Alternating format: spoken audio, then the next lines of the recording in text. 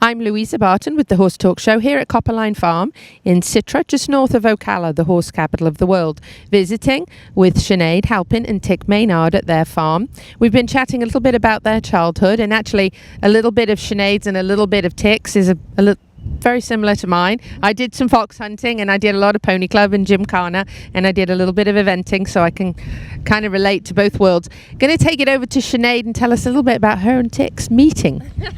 Well, it's actually pretty funny because the first time we met, actually, Tik worked for me at a horse show for the weekend.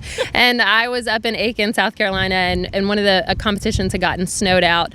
And I called a friend of mine, Max, who worked for David and Karen O'Connor, and I'd ridden with them forever. And I said, I'm coming down with 4 really nice horses, but the girl who helps me can't come. Do you have anybody that can help me on the weekend?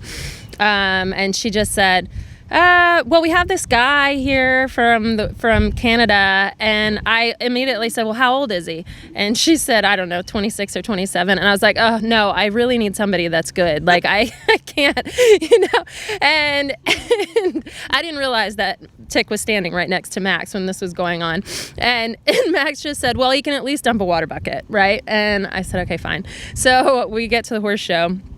And I'm driving in, and it's like somehow in this sea of trailers, I could pick Tik right out because he comes running over. He's got his camera over his shoulder, and he's got this huge, goofy grin on, and I'm like, oh my God, this is going to be a weekend. I was not like, this is love at first sight. I was like, this Canadian guy. I know. So interestingly enough, it probably was another 2 years before we ended up dating. I mean, he helped me that weekend, and our paths bizarrely kept crossing. At that point, he was working for David and Karen.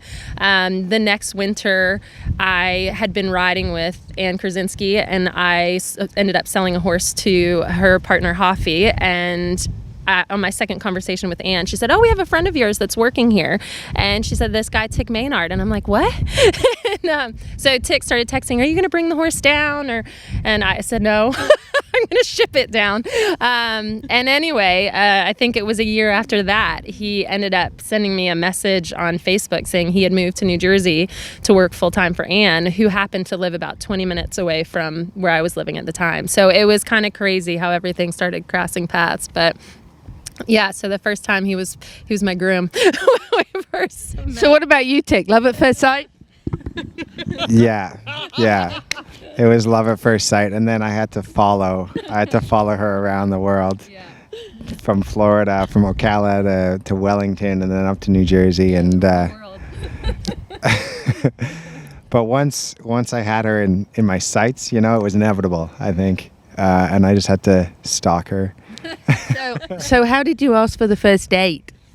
Well, we went on a few good dates. I don't know if I remember our exact first date because we started hanging out like with the horses and stuff. But we went to New Hope a few times, which is a cute little town in New Jersey, right on the river.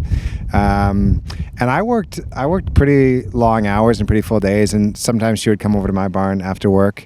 Sometimes I would go over to her place after work. I remember on Christmas Day, that first year that we started dating, I worked the whole day on Christmas Day, and then I went over and I was exhausted, and I spent the evening with her and the people from her barn. Spent Christmas dinner with them. And actually that day, Sinead was nice enough to clip my horse for me. Do you remember that, Sinead? I had a mare, Sapphire, who's actually in the book, and we don't include this story in the book, but maybe Sinead can tell that story. That's a good story. Oh my gosh.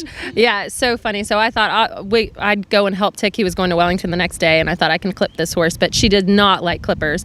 So he was out moving jumps, and I said, no problem. I can give her some tranquilizer or sedator. And she was like not having it. And anyway, I gave her a little bit more and a little bit more just so I could stay safe because she would kick. And then she went from being totally fine to like laying down on the crossheads, and I'm screaming. I'm like, I've just killed my boyfriend's horse. I've just killed this horse. And I'm yelling and yelling. I'm calling him, and he's on the tractor, so he's not answering. And some of the guys in the barn came over, and I'm like kicking this horse, trying to get it up. And finally, like, she stood up. She was fine. I ended up clipping her, and he came in like 20 minutes later, and he's like, why do I have 10 missed calls? I'm like, oh, sorry, I just couldn't find the blades. Like, I think I told him that story like a year later, what actually was going on. So, yeah, that she's still very much alive. Oh, good. Yeah. And then really quick at the end of this segment, what about the proposal? How did you do that? Well, I'd had that in mind for about a year before I actually proposed. I had my grandmother's ring. I actually had a couple rings. I went with, to a safety deposit box in Vancouver with my mom, and we looked at a couple pieces of jewelry that she had in her family for a few generations. And we picked out a ring together, and I took it back to the East Coast with me.